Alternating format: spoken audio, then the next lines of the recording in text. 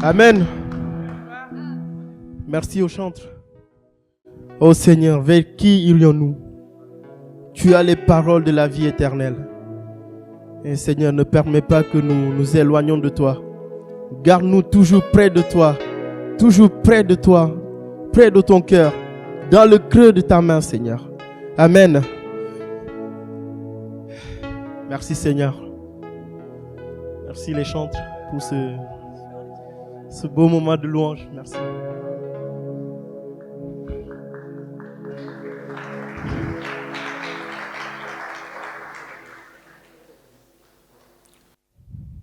Vous avez sûrement vu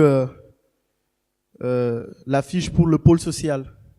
Vous savez, l'Église a 2 mandats. Annoncer l'Évangile et prendre soin de ceux qui en ont besoin, des pauvres. Donc, l'Église a un pôle social qui s'occupe de ça. Et il n'y a pas beaucoup de personnes qui sont impliquées. Donc, je vous invite à vraiment aller voir Anne ou Hervé pour, voilà, Anne, plus précisément. Voilà, pour vous inscrire, pour qu'ils vous ajoutent dans le groupe WhatsApp. Parce que, voilà, ils font un grand travail et voilà, il n'y a pas beaucoup de personnes. Il y a vraiment du travail. Deuxième chose, c'est que cette semaine, pour ceux qui font marquent l'expérience, on en rencontre ici jeudi, vendredi et samedi. Donc, il ne faut pas oublier. Joël vous donnera les horaires dans le groupe WhatsApp. Oui, et pour le spectacle aussi, le samedi et le dimanche. Oui, samedi 20h, dimanche 15h pour le spectacle. N'hésitez pas à inviter aussi des voisins, des amis, des gens autour de vous.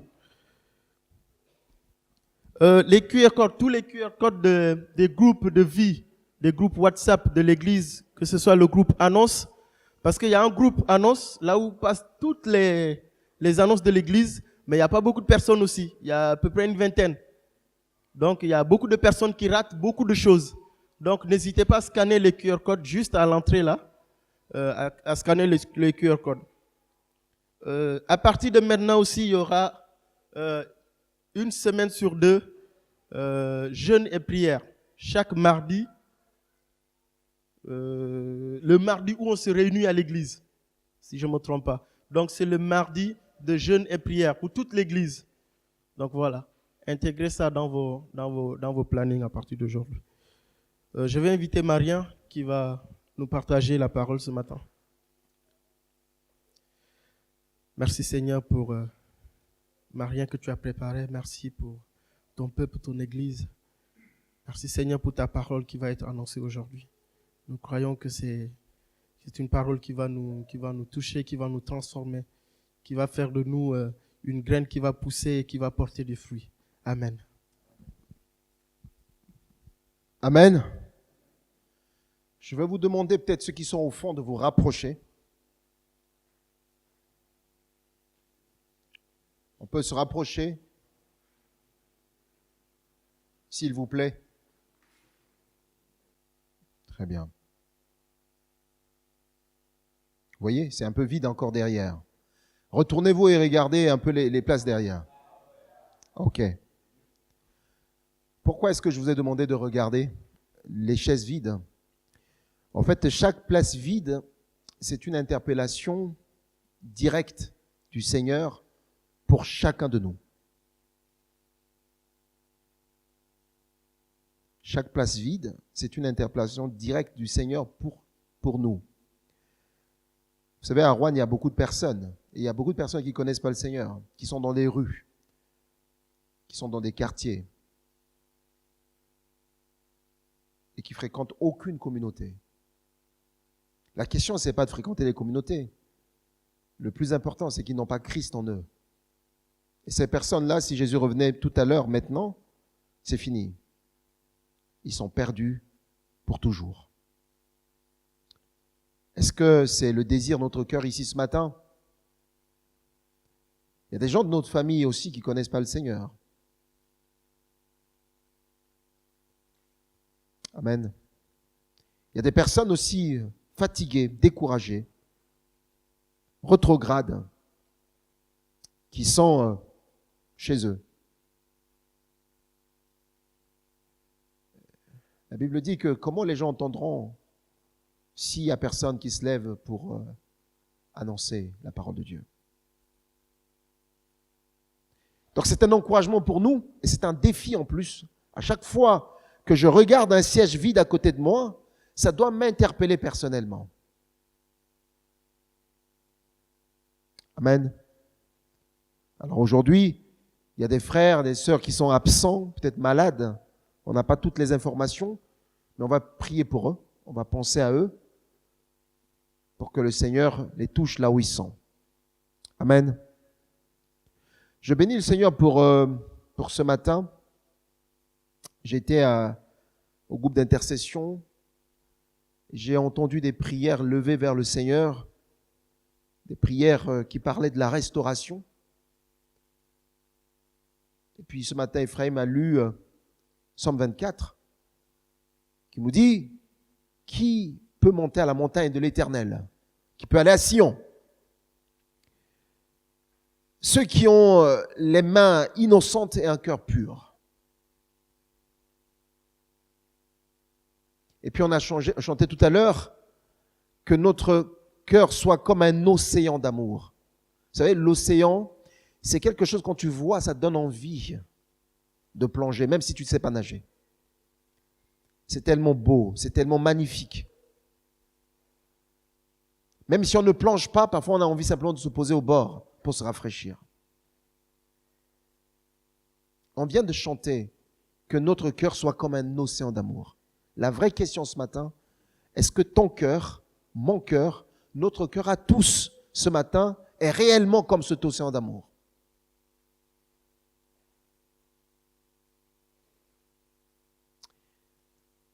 Le message de ce matin, c'est, j'ai mis la série pour la traversée du désert à côté.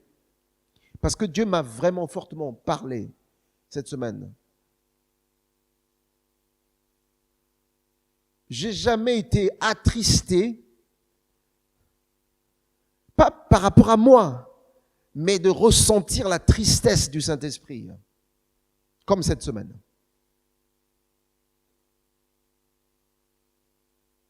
Et le Seigneur m'a mis à cœur vraiment d'apporter ce message-là. C'est pas le message glamour, c'est pas le message classe, c'est pas le message où on est content, c'est pas le message où généralement on a envie d'entendre. Mais ça en vaut la peine.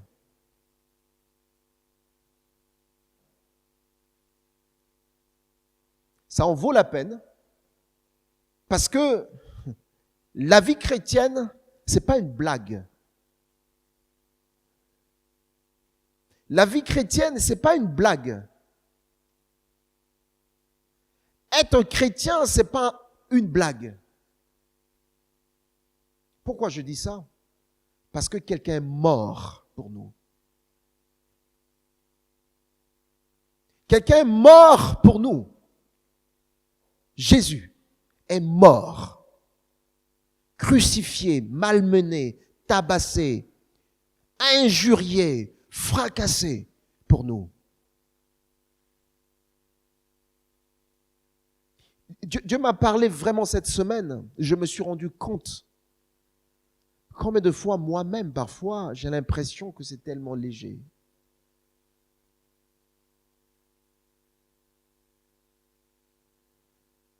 Vous savez, pour tous celles et ceux qui prêchent l'évangile, le défi des prédicateurs, souvent, c'est quoi? C'est qu'ils se rendent compte quand ils prêchent, qu'on leur dise, le message d'aujourd'hui, c'était centré sur moi. C'est ça le défi des prédicateurs. J'étais indiqué dans ce message aujourd'hui. Bien sûr qu'il y a des prédicateurs qui le font, hein. Il entend quelque chose, il voit quelque chose, après il prêche dessus. Mais c'est pas mauvais. Qu'on le veut ou on veut pas, la parole est libérée. Mais on n'est pas là pour prêcher l'évangile qui doit toujours faire du bien, du plaisir dans les oreilles des gens. Jésus a été à un moment donné, on l'a pris, on voulait le lapider, on voulait le jeter sous la montagne parce qu'il n'a insulté personne, hein. Il a juste annoncé l'évangile. Il a juste dit que ce que le prophète Ésaïe avait annoncé était devenu réalité. Et ça a énervé les gens l'ont pris, ils l'ont amené, ils voulaient le jeter. Mais comme ce n'était pas son heure, la Bible dit qu'il est sorti au milieu d'eux et il est parti.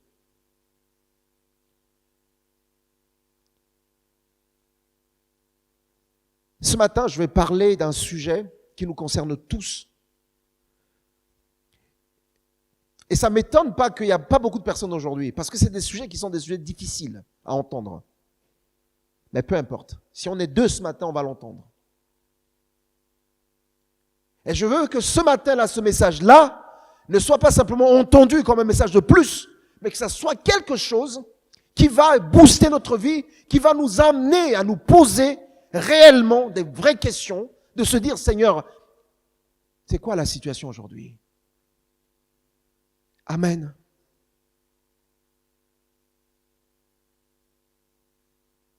Ce matin, j'aimerais pas que tu puisses dire ce message me cible, mais je souhaite que tu puisses dire comme moi que je suis concerné par ce message-là.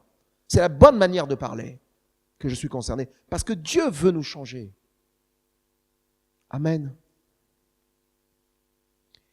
Le thème de ce matin, c'est que le carnage silencieux du péché. Le carnage silencieux du péché. Vous vous rappelez, en février ici, j'avais prêché.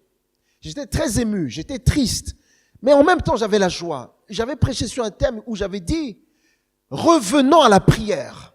C'est pas une blague, les amis. Si nous ne prions pas, la Bible dit, veuillez prier afin que vous ne tombiez pas en tentation.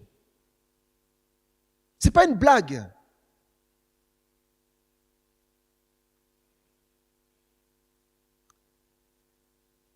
J'aimerais ce matin que, frères et sœurs, tu puisses, un instant, un temps soit peu, écouter le cri silencieux de ton âme ce matin. On peut prendre du temps. J'aimerais que chacun puisse vraiment écouter maintenant là, fermer même les yeux, d'écouter les cris silencieux de son âme. Qu'est-ce que ton âme ce matin te dit? Qu'est-ce que ton âme te dit? Et là, c'est un moment de vérité entre ton âme avec ton Dieu.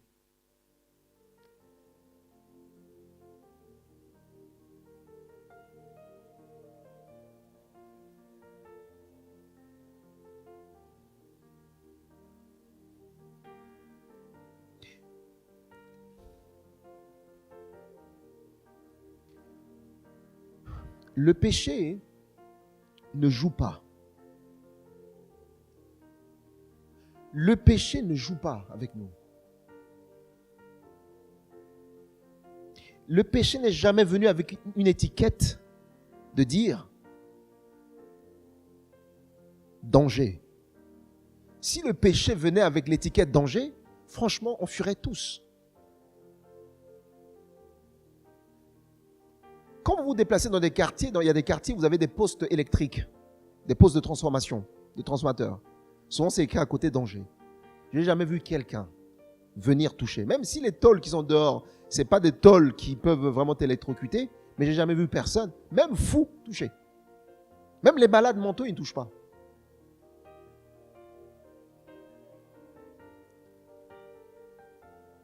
Donc le péché ne se présente jamais comme ça. Jamais. Le péché, généralement, il arrive, il se présente comme un ami. Comme une petite liberté. Comme un plaisir qui semble innocent. Et pourtant, il va laisser derrière un champ de ruines. Un champ de ruines. Quand Adam et Ève dans le jardin d'Éden, c'était juste un petit fruit. C'était un temps de liberté. On se baladait dans le jardin. C'était merveilleux, c'était vert. Et puis, c'était un temps de plaisir aussi, de goûter ce fruit qui était bon. Parce que quand Ève a mangé, elle dit, c'est bon. Il en a proposé à son mari. Mais derrière ce acte-là, c'est un champ de ruines qui s'est ouvert dans le monde. où jusqu'à aujourd'hui, on a du mal à résorber.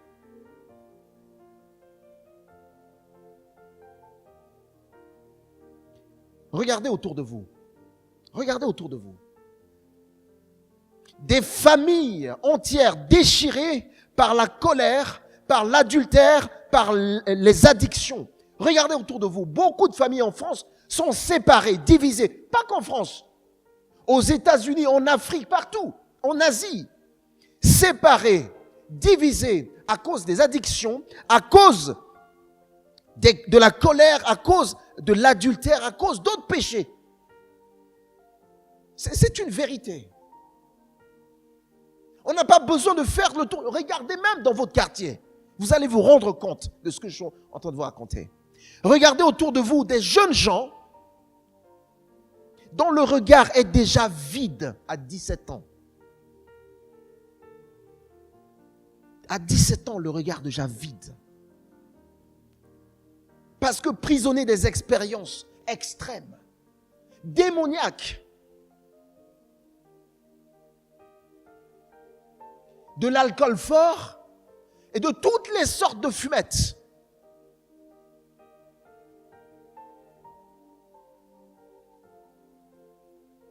Ou des sortes de dettes. À 17 ans, on a déjà des dettes morales, des dettes psychologiques, des dettes spirituelles. On a déjà un passé hyper lourd, 17 ans.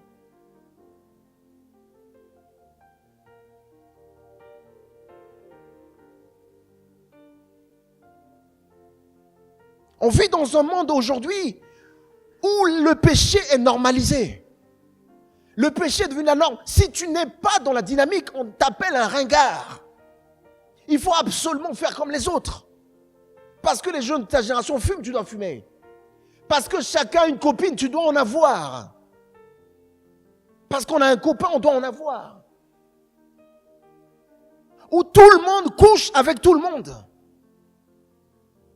Où les hommes couchent avec les animaux.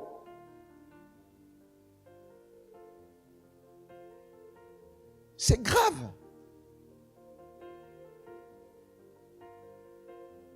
Il y a d'autres même qui ont maintenant légalisé, ils vont commencer à se marier avec des arbres. C'est en cours. Où est-ce qu'on va comme ça?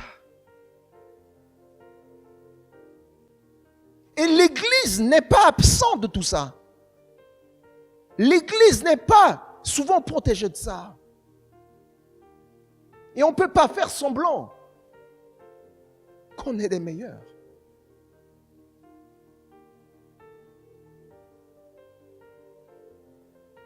On a peut-être tous connu des passés comme ça difficiles. Pris par nos désirs. En tout cas pour ma part. Pour ceux qui me connaissent.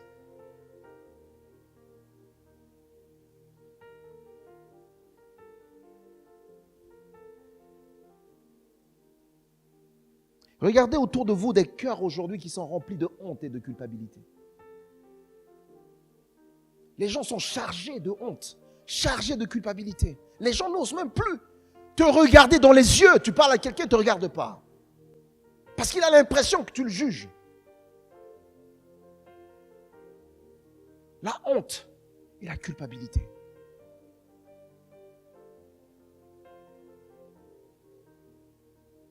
Et finalement, de solitude.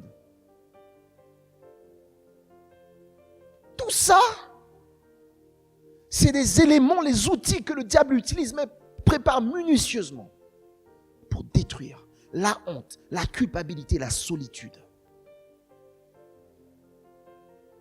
Regardez autour de vous des vies brisées par la trahison, par le mensonge, par la haine, par toute forme de meurtre,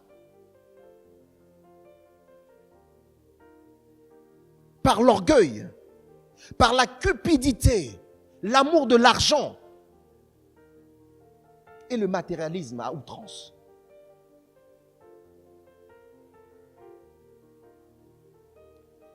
Le péché promet la liberté. Le péché, il promet la liberté. Quand il frappe à ta porte, il te promet la liberté. Il dit, mais quand tu fumes ça, tu vas voir la vie en rose.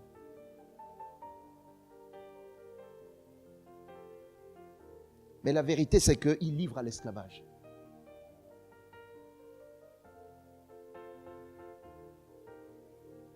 Le péché promet le plaisir, mais il livre l'âme à la mort. Le péché promet la joie, mais il apporte la désolation, le malheur, le deuil.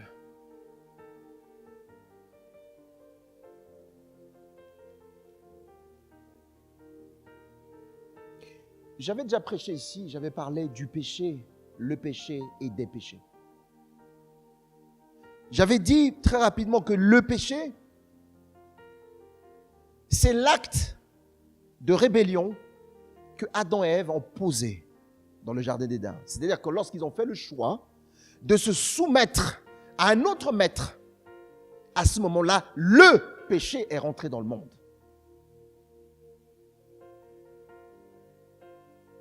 Romains chapitre 5, verset 12 nous dit, « C'est pourquoi par un seul homme, le péché est entré dans le monde, et par le péché, la mort, et qu'ainsi la mort s'est étendue sur tous les hommes, parce que tous les hommes ont péché. » Donc, ce péché-là, finalement, est devenu la nature, est devenu une nature.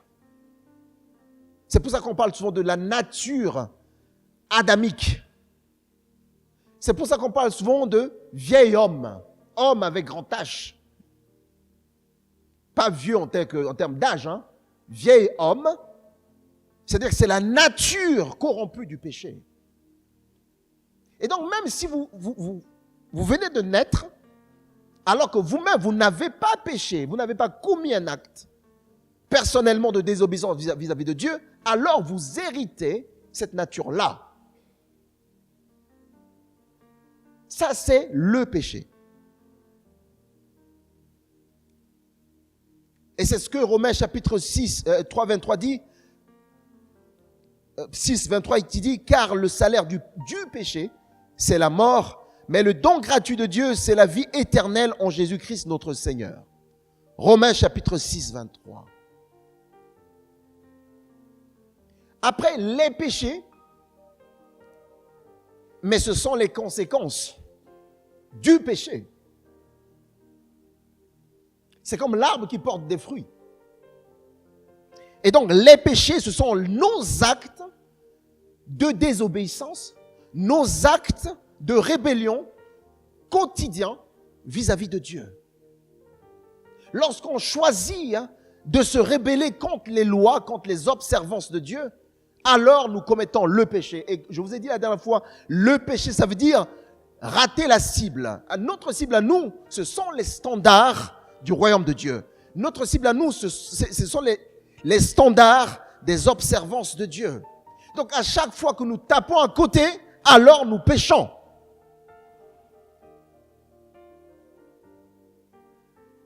Si la Bible me dit de ne pas se moquer des frères ou des sœurs, si je me moque d'un frère ou d'une sœur, alors j'ai raté ma cible. Parce que j'ai tapé à côté de ce que la parole de Dieu me dit. Pour quelqu'un qui n'a pas Christ en lui, il n'a pas les observances de Dieu, alors il n'a pas de référentiel. Il n'a pas de standard. Mais du moment où tu deviens enfant de Dieu, alors tu as un référentiel qui s'appelle la parole de Dieu. Et ton audit se passe à travers ce référentiel-là. Amen.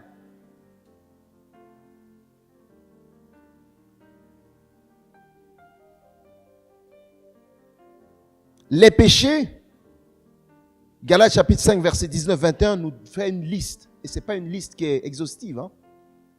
Ok? Galates 5, 19, si on peut le prendre très rapidement.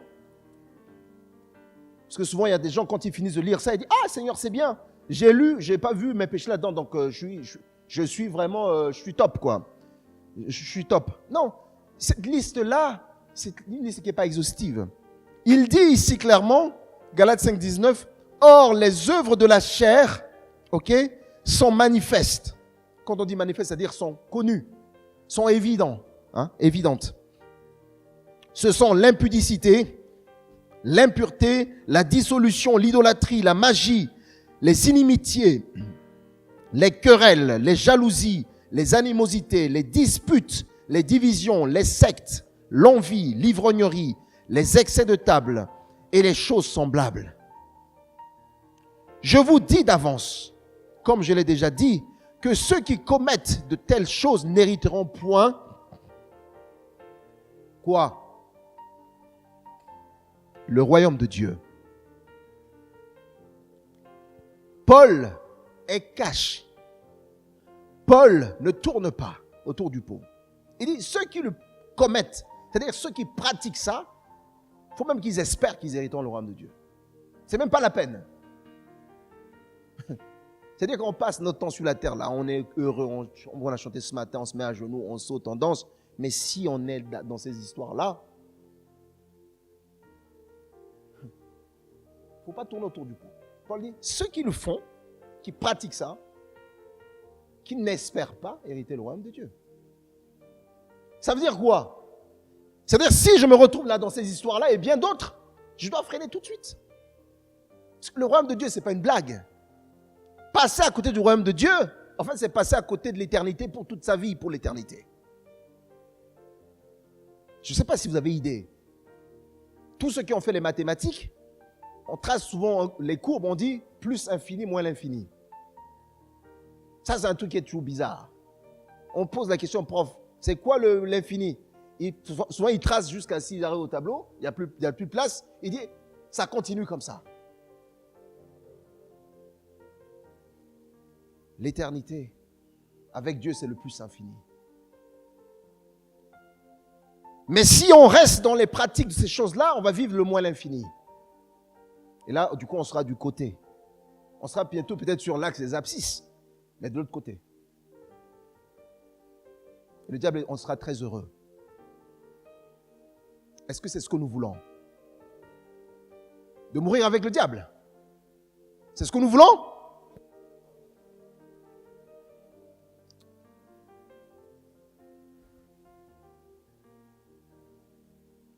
Les conséquences du péché, d'abord, les conséquences du péché, c'est la mort.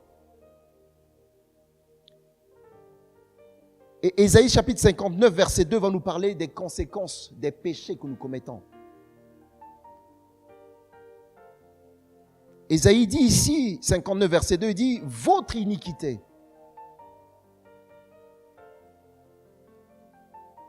Quand on parle souvent d'iniquité, comme on dit dans Lévitique 16, 22, ça désigne souvent la méchanceté.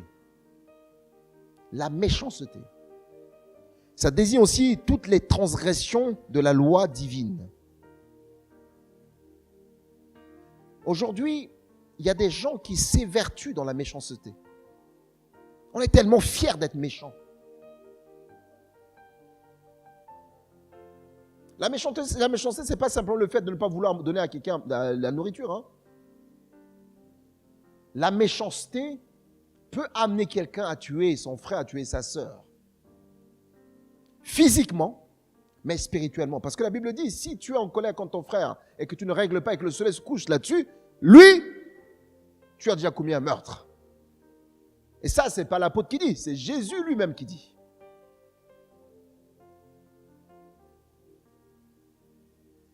Donc parfois on s'évertue pour être méchant.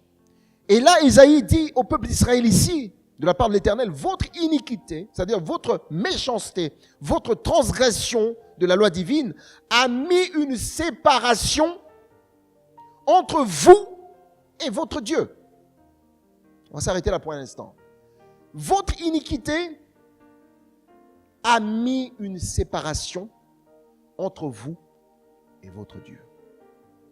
Ce n'est pas Dieu qui a mis la séparation entre vous et lui, mais c'est votre iniquité qui a mis la séparation entre vous et lui. Donc ça veut dire que Dieu est triste du fait que lui, il n'a rien mis entre vous et lui, mais c'est votre iniquité, c'est votre méchanceté, c'est la transgression de ses paroles, de sa loi, qui va mettre une séparation entre vous et lui.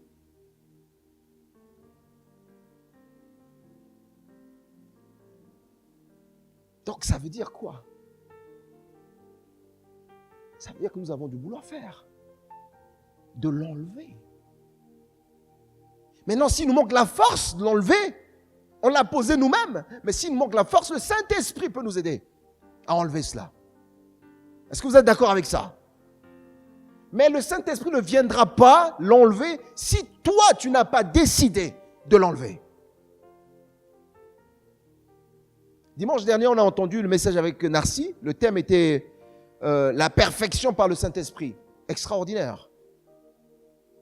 Mais le problème, c'est que tu ne peux pas, je ne peux pas, nous ne pouvons pas, en tant qu'Église, être perfectionnés ou dans la perfection si nous avons décidé de manière individuelle ou collective de mettre une séparation entre Dieu et nous. Le Saint-Esprit est là, c'est vrai, mais il sera comme un figurant. Parce que Dieu ne veut pas violer notre droit. Nous avons le droit aux yeux de Dieu. Dieu a attribué à chacun des droits. Donc Dieu ne rentre pas dans notre vie, il sort comme il veut. Il a besoin de notre autorisation. Il a besoin qu'on lui dise, Seigneur, viens. Seigneur, agis. Je capitule. Je suis à tes pieds. Tu es mon Seigneur. À ce moment, je donne la clé de ma vie pour qu'il puisse être le maître, qu'il puisse régner sur ma vie. Donc, tant qu'il y a la séparation, Dieu est peiné. Jésus est peiné parce qu'il dit, mais j'ai donné ma vie pour ça. J'ai payé pour ça.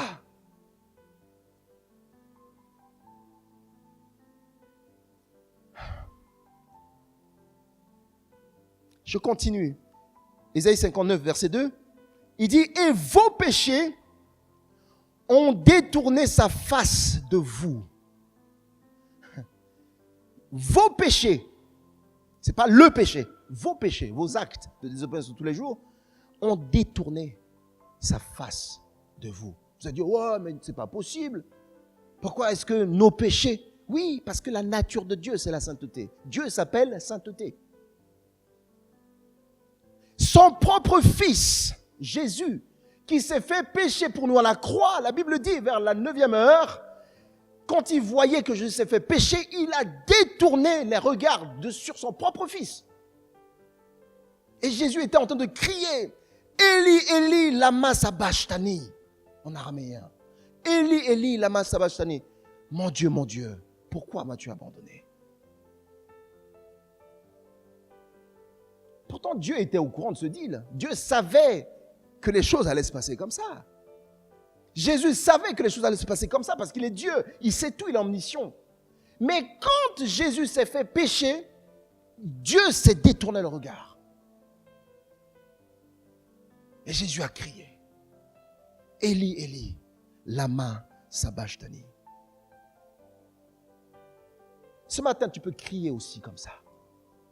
Tu peux crier aussi, Eli, Eli, lama sabachthani.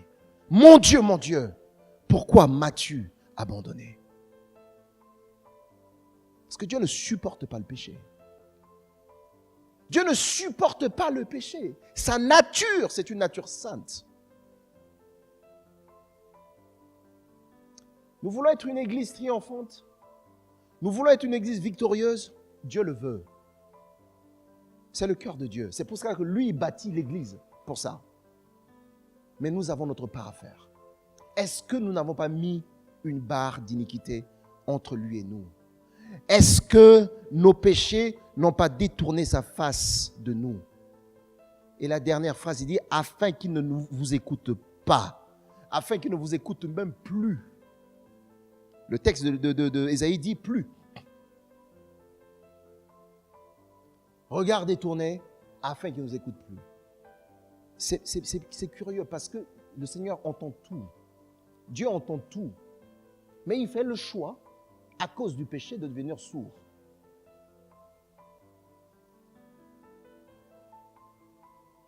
S'il y a une seule chose qui peut rendre Dieu sourd de vos cris, ce sont les péchés commis et non réglés.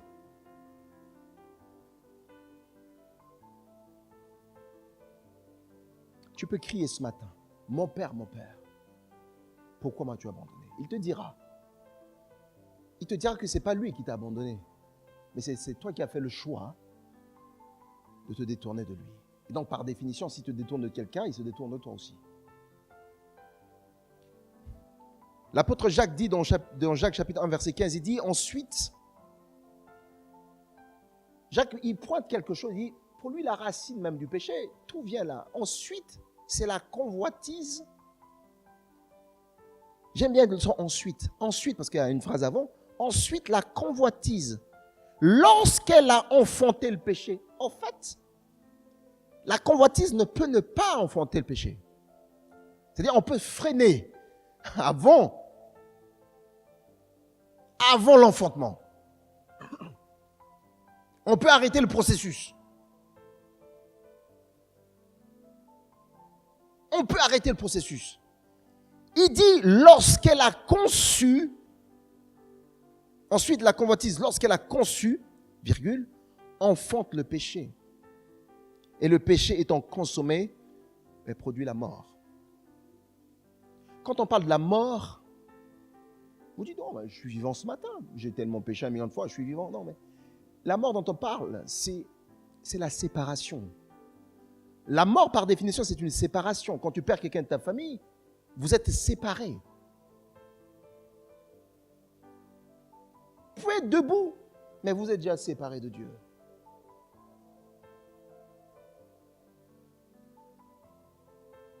Donc c'est sérieux.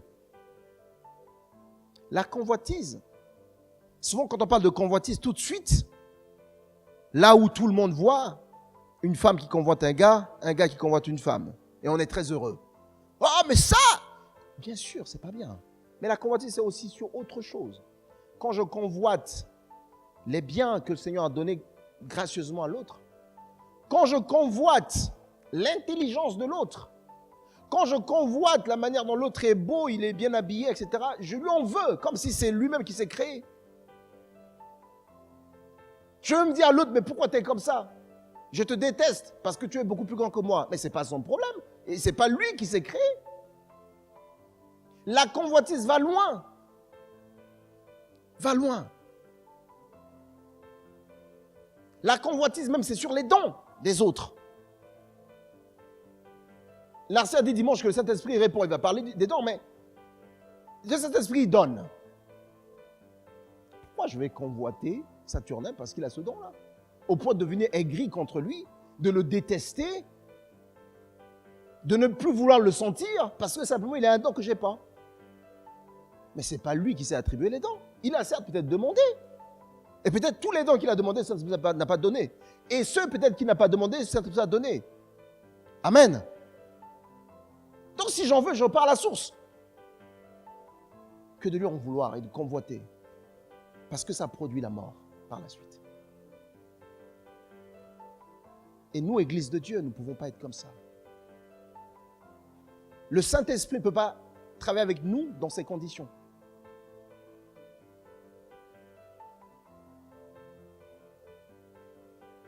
C'est vrai que la convoitise de la chair dont la Bible parle, pourquoi on convoite? On voit un beau garçon, mais il est beau. Le fait simplement de dire, il est beau, si on s'arrêtait là, ça va. On n'a rien fait, on a adoré Dieu. On est dans la louange à Dieu, parce qu'on a dit, Seigneur, c'est magnifique, cette créature-là. Mais si je dis qu'il est beau ou qu'elle est belle, et après, je commence à bosser sur le dossier, à l'alimenter.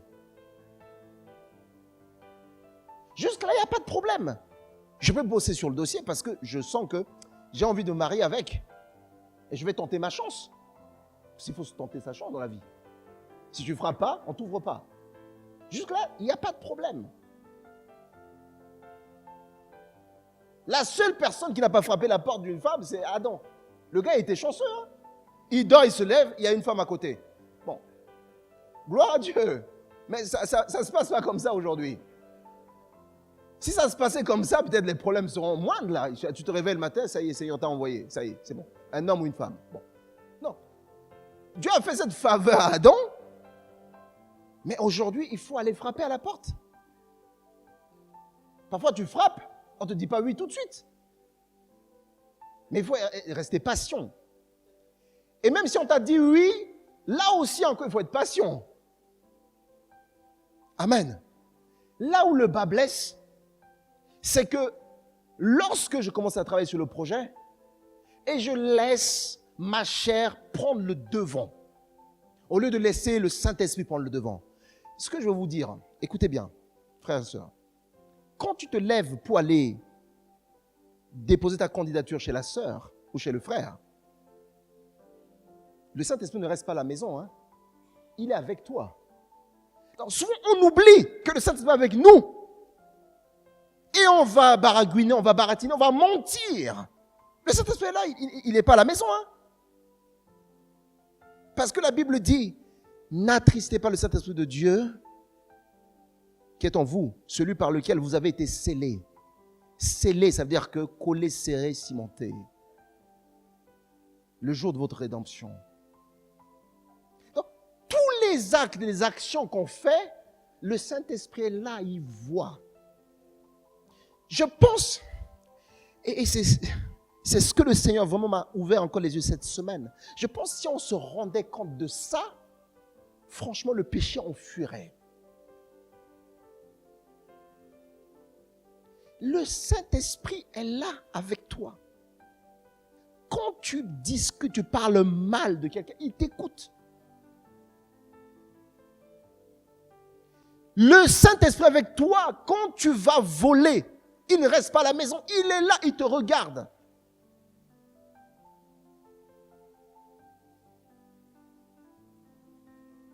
Ce n'est pas parce qu'il ne te donne pas le coup de poing que tu dis, oh mais il est là.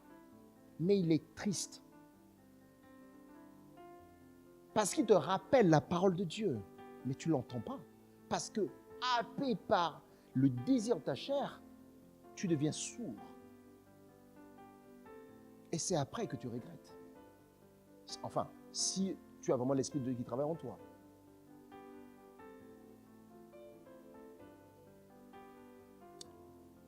Je pense que ce matin, chacun de nous peut le sentir.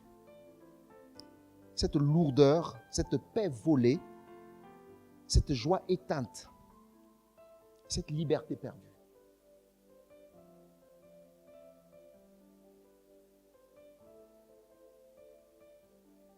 Ce n'est pas la vie que Dieu a prévue pour toi.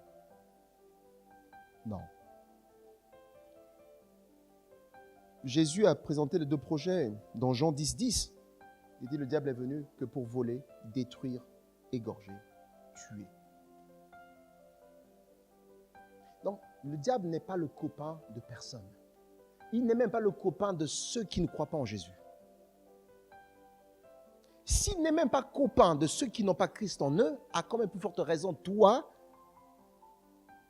qui est attaché à Christ, Christ qui l'a défié à la croix, qui garde encore la rancune.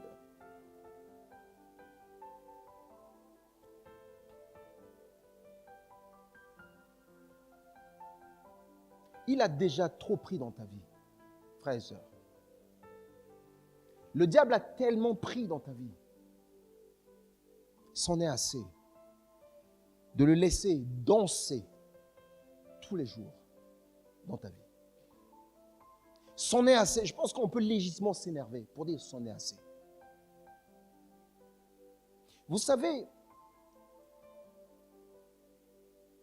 la Bible dit que si quelqu'un a péché, on a un avocat auprès du Père, on peut prier. Et nous sommes pardonnés. Très bien. Mais vous savez, il y a certains péchés. Tu pries une fois, deux fois. Si tu sens que ça résiste, ce n'est pas la peine de rester tout seul et prier, dire Seigneur m'a pardonné. Ce n'est même pas la peine. Va voir quelqu'un. Une sœur, un frère avec qui tu es vraiment en confiance. De lui dire, voilà ce truc-là qui m'embarrasse. C'est vrai que ce n'est pas facile. Mais le jour où tu vas dire ça, c'est ta libération. Amen. Le jour où tu vas dire ça, c'est... Pourquoi? Parce que ce n'est pas facile de dire. Le fait de dire, ça humilie le corps. Ça t'humilie. Si je vais voir Hervé, je dis, Hervé, Ça fait des mois, des années que je lutte avec le vol. Tout ce que je vois chez moi, c'est du vol. Il faut être courageux, hein. Ça m'humilie, pas mon esprit, ma chair, mais ça me libère. Donc, arrêtons de nous battre avec des choses chez nous tout seuls. Ça fait des années que tu as essayé de prier, de jeûner, de faire tout ce que tu veux, ça ne fonctionne pas. Va voir un frère. Va prier pour toi. En fait, ton problème, si c'est vraiment un frère, je ne parle pas des faux frères, si c'est vraiment un frère ou une vraie sœur, ça va devenir son combat. Il ne va pas t'applaudir. Il ne va pas dire ouais, c'est génial. Non. Il va te dire que ce n'est pas bien. Tu sais que ce n'est pas bien. Et il va maintenant en faire aussi son combat. Il va pleurer avec toi. Il va être avec toi. Maintenant, si tous les deux, ça ne fonctionne pas, cherchez un autre troisième de confiance. Vous dites, ça fait 2 mois qu'il m'a confié ça. On se bat, ça ne marche pas, frère. Sauve-nous, aide-nous. On sait que le Seigneur est avec nous. On fait une coalition par rapport à ça. Ce n'est pas une blague. Ce n'est même pas question de vie privée. C'est quoi la vie privée?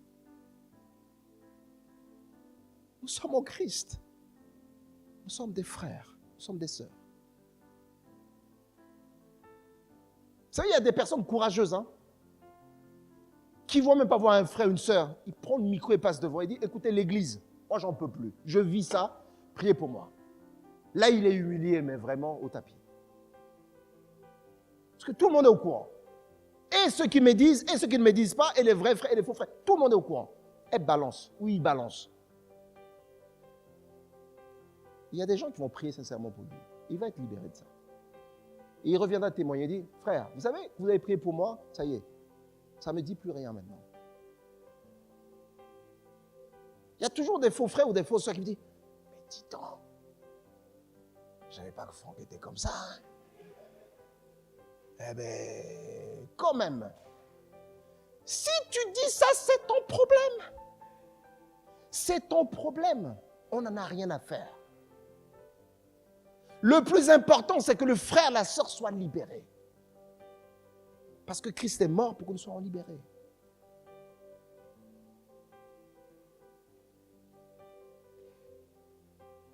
Mais il y a une bonne nouvelle. Il y a une bonne nouvelle. Une nouvelle puissante même, que tu as déjà entendue, peut-être, que tu as négligée ou que tu n'as pas pris au sérieux. Et peut-être que tu n'as jamais entendu aussi. La première bonne nouvelle, c'est que Jésus n'est pas venu dans le monde pour juger le monde.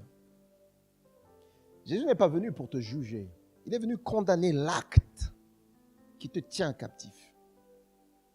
Mais toi, il n'est pas venu te juger pour le moment. Je précise, pour le moment. Parce que la Bible dit que lorsque Christ reviendra, chacun répondra de ses actes. Et là, ce n'est pas devant New Life. Hein. On n'est pas nombreux. Devant le monde entier. En tout cas, ceux qui ont cru. Tu passeras comme ça, scanner, tac, l'écran géant. Tout le monde sera au courant de tes œuvres. Les œuvres basses. Ce sera en mondovision spirituelle. Et là, la qualité, très pixelisée. Hein. Dans les détails, on verra tout. Et comme là-bas, la Bible dit qu'il n'y a pas d'ombre, tu ne peux pas te cacher sous un tapis, tu seras là et on t'appellera Muriel, oui, et tout le monde te verra. Et là, ça passe. 3D, 4D, 5D, 6D, ça on verra dans tous les sens. Enfin, je ne sais pas si nous prenons la mesure de ces choses-là. Je le dis, peut-être oui, dans le langage contemporain. Mais je ne sais pas si on prend la mesure de ces choses-là.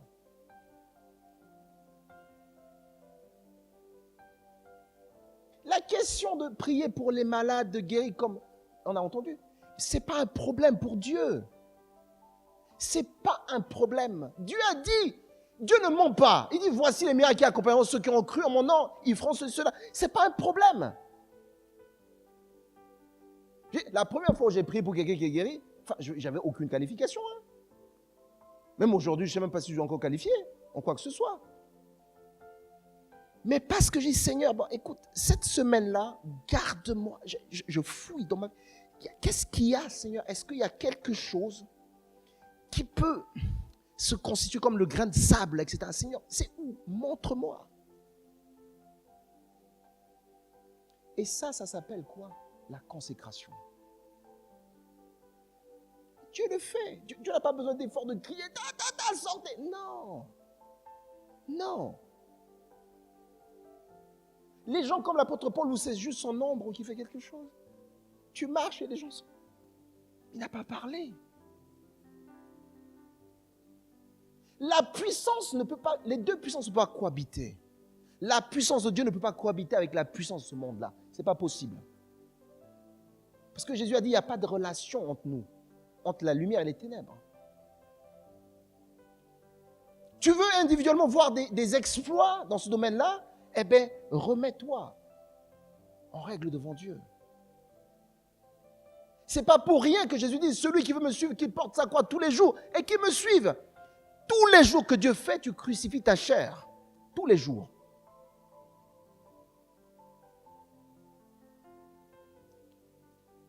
Première bonne nouvelle, Jésus n'est pas venu pour te condamner. Jean 3, 17. Dieu en effet n'a pas envoyé son Fils dans le monde pour qu'il juge le monde, mais pour que le monde soit sauvé par lui.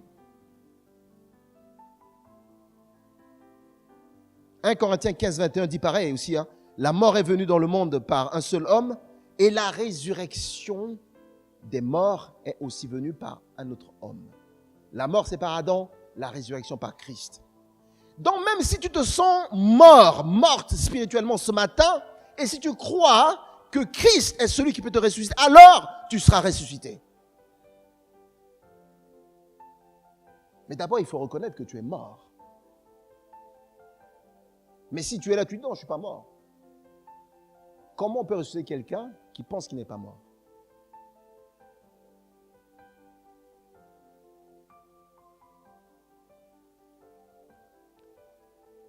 Le Seigneur voit tes ruines ce matin. Il voit tes cicatrices. Il voit aussi tes chaînes. On a chanté ce matin, le roi fasse son entrée. Les chaînes, nos chaînes sont brisées. Et il pleure avec toi. Mais il n'est pas venu simplement pour pleurer, constater, pleurer comme un médecin légiste. Jésus est venu pour faire quelque chose. Et ça, c'est la deuxième bonne nouvelle. La deuxième bonne nouvelle, c'est que Jésus est venu pour restaurer. Pour restaurer. La restauration, vous vous rappelez, il y a quelques années, Notre-Dame à Paris a pris feu. Et ce n'était pas n'importe qui pouvait faire le travail de restauration. On est parti chercher des gens, on a fait des études, et les gars sont venus restaurer à l'identique. Et ça, c'est des hommes. Hein. Quand on va en regarder bien, on trouvera certainement des imperfections. Mais quand Christ restaure, c'est sans imperfection. Amen. Quand Christ restaure, c'est sans imperfection. Il te restaure à l'identique. Mais à l'identique de quoi? À l'identique de ce que tu es dans le ciel. Amen. Est-ce que tu veux être restauré ce matin? Est-ce que tu as besoin d'être restauré ce matin? Aujourd'hui, ce matin, il se tient à la porte de ton cœur et il frappe. Il ne force pas la porte. Il ne fait pas comme les policiers qui viennent souvent avec les béliers. Ils sonnent une fois, deux fois, tu ne réponds pas, on casse ta porte. Ils rentrent. Ils disent la police, chien, chat, rat, on prend. Jésus ne force pas. La Bible dit que Jésus a la capacité, parce qu'il a esprit, il peut traverser les murs. Vous vous rappelez, après la résurrection, les portes étaient fermées, il rentre, il dit que la paix soit avec vous. Qui a ouvert la porte? Jésus a la capacité de faire ça. Il a la capacité de faire ça dans ta vie, de rentrer directement. Mais il est civilisé. Il ne veut pas violer ton droit. C'est pour ça qu'il frappe. Peut-être que tu as donné ta vie à Christ déjà pour la première fois. Mais il refrappe pour autre chose. il refrappe pour que tu puisses débarrasser certaines choses. Parce que le Saint-Esprit est à l'étroit dans ta vie. Le Saint-Esprit est à l'étroit dans ta vie. Et à ce moment-là, il n'est pas opérationnel. Il n'est pas en plein régime, il n'est pas en plein potentiel parce qu'il n'y a pas de place pour lui.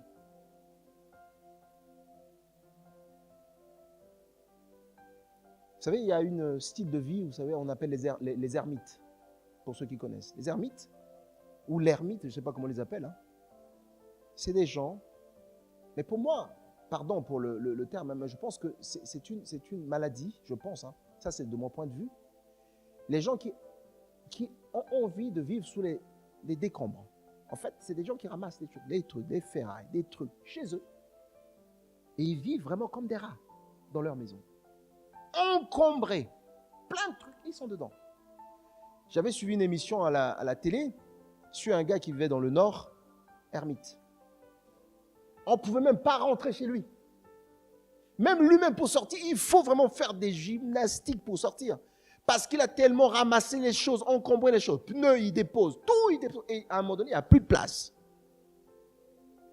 Parfois, on fait comme ça dans notre vie. Et si le Seigneur scannait notre vie ce matin, au tableau, notre vie est encombrée comme les ermites spirituels. Et justement, on est à l'étroit et le Seigneur veut nous sortir de là. Le Seigneur veut désencombrer notre maison, notre chambre, notre vie, pour que déjà nous puissions respirer, pour que nous puissions prendre une douche, pour que nous puissions sentir bon, pour que le Saint-Esprit puisse travailler librement. Et c'est ça ce qu'il te demande ce matin. Apocalypse 3:20 dit, et voici je me tiens à la porte de ton cœur et je frappe. Si quelqu'un entend ma voix et il ouvre la porte, je rentrerai chez lui, je souperai avec lui et lui avec moi. La bonne nouvelle, c'est que Jésus vient avec les ingrédients pour permettre d'avoir une jolie et belle soupe. Parfois tu dis, mais Seigneur, je n'ai rien. Tu viens chez moi, tu dis, on va prendre une soupe ensemble. Moi, je n'ai rien. Mais il dit, non, t'inquiète pas, ouvre juste la porte. Je t'apporterai ce qu'il faudrait pour cette soupe. Il ne vient pas juste manger et partir. Vous vous rappelez de Lazare, de Zachée? Zachée a ouvert sa porte. Et finalement, qui était le plus heureux? C'est Zachée. Amen. Est-ce que tu veux ouvrir ta porte ce matin à Jésus-Christ, le roi, pour qu'il fasse son entrée? Qu'il fasse son entrée. Quatrième bonne nouvelle, c'est que c'est le moment de la prise de conscience. Ce message-là, c'est le moment de la prise de conscience aujourd'hui. Arrête de chercher à justifier le péché. Arrêtons de justifier le péché. Oui, c'était trop dur la fin du mois, c'est pour ça que j'ai maquillé les chiffres. Oui, c'est parce que j'étais tout seul, et comme je me sentais tout seul, alors du coup, j'ouvre la porte à n'importe qui vient chez moi. Oui, c'est la solitude qui m'a envoyé à ça. Oui, la chair est faible. La Bible dit que la chair est faible. Le problème, c'est qu'on s'arrête là. L'esprit est bien disposé. Arrêter le verset juste la chair est faible, c'est pas être rigoureux. Il faut lire tout le verset. La chair est faible, virgule, mais l'esprit est bien disposé. Vous savez pourquoi on dit la chair est faible? C'est pas parce qu'on dit que la chair est faible que dit finalement, a priori, on est déjà défaitiste. Donc, a priori, on part déjà dans une posture. De toute façon, la Bible a dit que la chair est faible. Quand ça arrive, ça arrivera. C'est pas comme ça. On nous dit ça pour nous ramener à une réalité de dire attention, vous n'êtes pas encore dans cette perfection complète. Prenez garde. Faites attention à vous. Ne vous prenez pas comme des super-héros. C'est ça, ce texte-là. Ça dit ça. Ça ne veut pas dire, ça y est, bon, de toute façon, allez, la chair est faible, hein, on y va. Non. Vous avez tous, on sait tous ici, que le feu brûle, n'est-ce pas? Tu touches au feu, ça te brûle. Tout le monde est au courant. Oui ou non? Parce qu'on sait que le feu brûle, on dit, ok, de toute façon, si ça me brûle, ça me brûle. Non, on fait attention pour ne pas être brûlé. On sait très bien qu'il y a la probabilité de se faire brûler, mais on fait en sorte que on ne soit pas brûlé.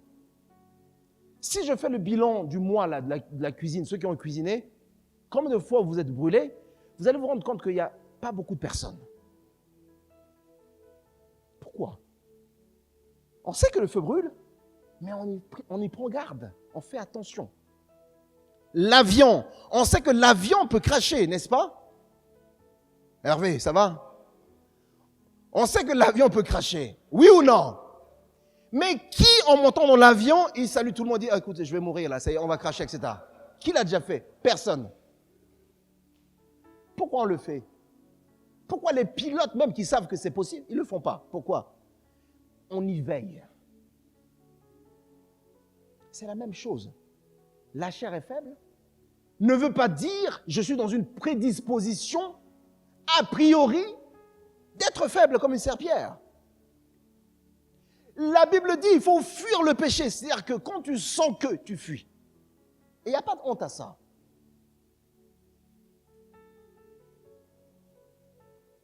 Bon, là, on est en jouant au super-héros, héroïne. Oh, mais tu sais, le Saint-Esprit là. Et puis à un moment donné, ah, mais tu sais, ah, c'est la chair, hein? Hein? Quoi? Alors qu'on a dressé le matelas. Moi, j'ai fait des bavures dans ma vie. J'ai désobéi à Dieu. J'ai fait des bavures dans ma vie. J'ai pas honte de le dire. Mais à chaque fois, j'étais conscient de ce que je faisais. Il faut arrêter. Le diable ne te prend pas comme ça et t'amène. Allez. Non. Tu sais ce que tu fais. Tu es au courant de ce que tu fais. Tu sais. Le diable ne te prend pas du genre, oh, mais je ne peux pas. Non, tu sais ce que tu fais. Donc, si moi, à un moment donné, tu fais marche, tu retournes chez toi, ça marche.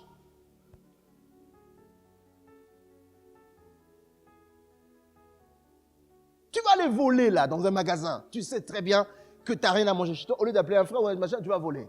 Tu sais très bien que tu vas voler. Mais si tu arrives dans le magasin, parce que la tentation est tellement forte, ça t'a pris de chez toi jusqu'au magasin, c'est la dernière chance de t'arrêter d'entrer. Ou même ta dernière chance, c'est quand tu as volé le truc, tu arrives, non, tu poses même par terre et tu fuis, tu pars. Donc on a la capacité. C'est pour ça que l'esprit, heureusement qu'il est disposé, parce qu'il te rappelle que là, le chemin où tu es en train de prendre, c'est pas bon. Amen. Arrêtez aussi de minimiser le péché. Le péché, commérage, problème, mensonge, etc. Arrêtons de minimiser. J'ai juste parlé. La Bible dit clairement que la langue est un petit membre du corps capable d'enflammer. C'est comme l'allumette, capable d'enflammer toute une forêt. Je n'ai pas dit grand-chose. Ah mais c'est justement, c'est pas le grand-chose que tu as dit que ça a enflammé tout. Arrêtez aussi de dire « je ne suis pas parfait ». Qui t'a dit que tu étais parfait ou parfaite? Personne n'a jamais dit. Ou arrêtez de dire « oh, mais de toute façon, on pêche tous ». Non. Tu as péché, le « on » l'a indéfini, laisse les autres tranquilles. Règle ton problème du péché avec ton Dieu. Parce que chacun répondra de manière individuelle devant le trône de grâce de Dieu. Tu ne vas pas commencer à regarder, ah, mais Saturnin, qu'est-ce que tu as fait sur la tête? Ah, mais tu sais, Seigneur, on était... Non, c'est qui le on? C'est toi. On te parle à toi. Il n'y a plus de on là. Tu parles en ton nom. Tu ne parles même pas en ton nom, au nom de ta femme, hein? Même de ta fille. Chacun parlera pour son compte.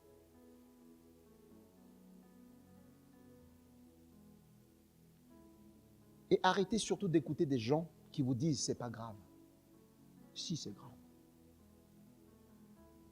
Non, mais c'est pas grave, tu vois, ça va aller. Non, c'est grave. Oh, mais tu as fait ça. Non, mais c'est pas grave, tu sais, allez, Seigneur, non, c'est grave ce que Dieu vient de faire. Remettons en question, mais nous pouvons prier. Tu peux demander pardon à Dieu et tu peux te repentir. Parce que Jésus a été cloué pour ça. La cinquième bonne nouvelle, c'est la repentance.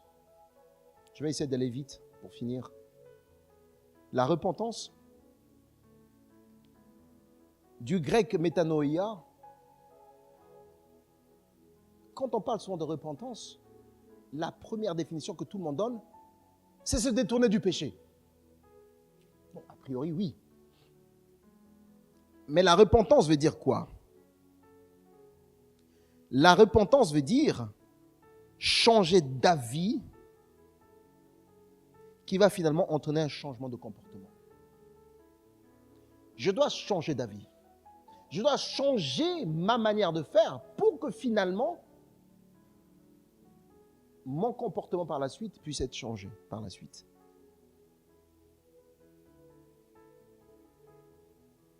Vous vous rappelez de l'histoire de la femme qu'on a surpris en adultère, on n'a amené que la femme, pas l'homme. Et les Sadducéens, les pharisiens, ils étaient là. Ah mais voilà, on l'a surpris, etc. La loi de Moïse dit que quand on surprend, on les lapide. Et Jésus, qu'est-ce que t'en penses? Le texte dit, ils font ça pour tester Jésus. Et Jésus a entendu, il a baissé la tête, il commençait à écrire. Avec la main, on ne sait pas s'il écrivait. Hein. Et puis à un moment donné, il lève la tête, il n'y a plus personne. Jésus a dit que celui qui n'a jamais péché lance la première pierre. Il rebaisse la tête à nouveau, il se lève la tête, là, un à un, les vieux, les jeunes, tout le monde s'est barré. Ils se sont barrés et Jésus dit, mais où sont les personnes qui te condamnaient? Ils ne sont plus là, ils ne te condamnent plus? Il dit non, ils ne sont plus là. Jésus dit, moi non plus, je ne te condamne pas. Mais va et ne pêche plus. Métanoïa. Va et change d'avis. Va et change de direction. Va et change de route. Il y a des personnes comme ça, des tontons qui sont bien connus. Il finit son travail, il passe toujours devant un bar pour rentrer chez lui. Et avant de rentrer, il dit, oh j'ai tellement soif, je bois juste une bouteille avant de partir. Il en boit 5, 6. Il arrive chez lui, sous. Et il prie, oh Seigneur, vraiment, change-moi. Je demande pardon, j'ai bu hier, je suis dans un état, etc. Ok, très bien. Demain, il finit le boulot, il repasse devant le... Le pardon, c'est bien, mais la repentance, c'est mieux. S'il changeait d'avis, au lieu d'emprunter cette route-là, il passe derrière. Peut-être qu'il allait se retrouver à la maison sans bière, peut-être.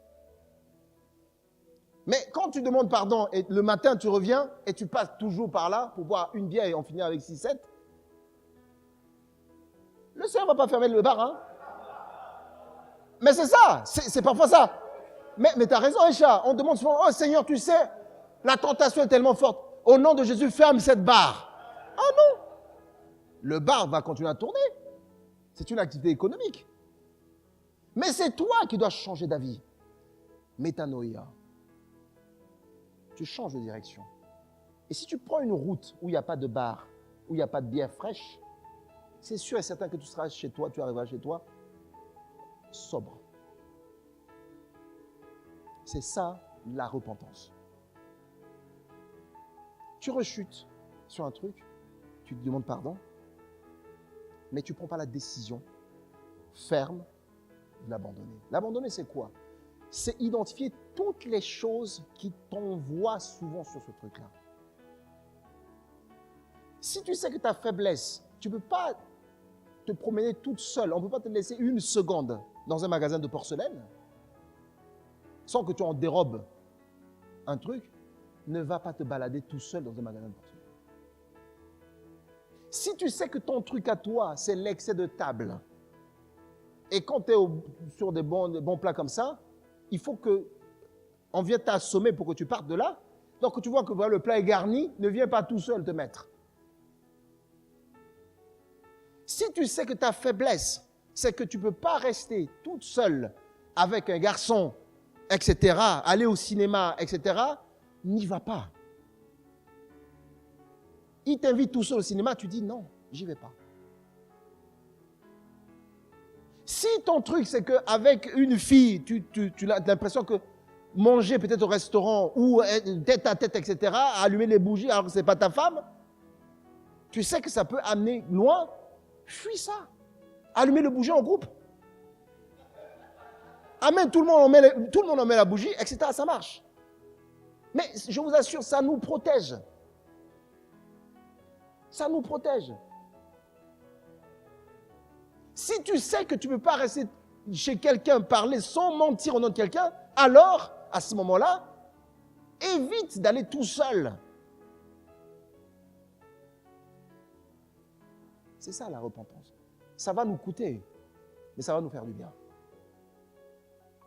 Amen. On va peut-être reprendre ce chant qui dit « Laisse le Seigneur entrer, le roi fait son entrée ». La Bible dit que si donc le Fils vous a affranchi, vous serez réellement libre. Ce matin ici, Dieu nous a tous affranchis. Peut-être qu'il y a des gens qui ne connaissent pas le Seigneur, mais sinon, Dieu nous a tous ici affranchis. Il nous a libérés par son sang à la croix. On ne peut pas continuer à vivre comme un esclave, à qui on a remis sa dette, mais qui refuse de partir, qui décide de toujours rester chez son maître. Chacun de nous sait le domaine dans lequel, aujourd'hui, il est faible. Et ce n'est pas quelque chose, ce n'est pas une blague. Nous allons prier. Pendant que les chants vont chanter ce chant-là, nous allons prier. Pour dire, Seigneur, voilà, je ne veux pas me cacher devant toi. Tu sais le domaine dans lequel je ne fais que rouler tout le temps. Je n'arrive pas. Et de prendre une décision ce matin. Parce que le Seigneur, il t'attend. Il t'invite à choisir la vie. Il t'invite à ouvrir la porte de ton cœur et de laisser Jésus rentrer pleinement. Jésus-Christ est prêt à reconstruire ce que le péché a dévasté. De la même manière que Néhémie a reconstruit les portes et les murailles de Jérusalem que l'ennemi a dévasté par un feu criminel. Jésus-Christ est prêt aussi à te redonner une deuxième chance ce matin. Surtout, Jésus veut écrire avec toi une nouvelle page de ton histoire ce matin. Et si tu es d'accord, il va l'écrire. En revanche, ne laisse plus personne venir écrire sur cette page. Amen.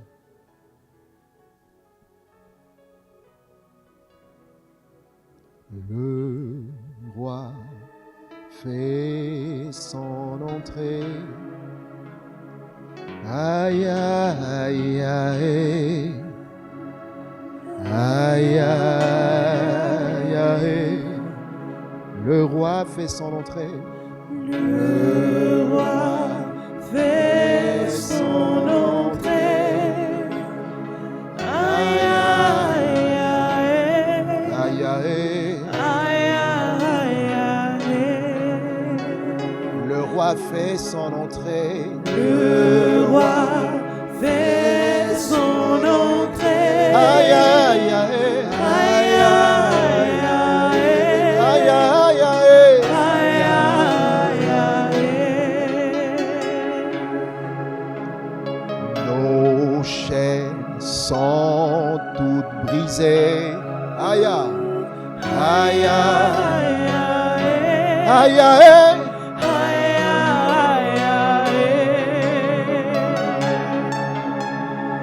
Tes chaînes sont toutes brisées. Aïe, aïe, aïe, aïe, aïe, aïe.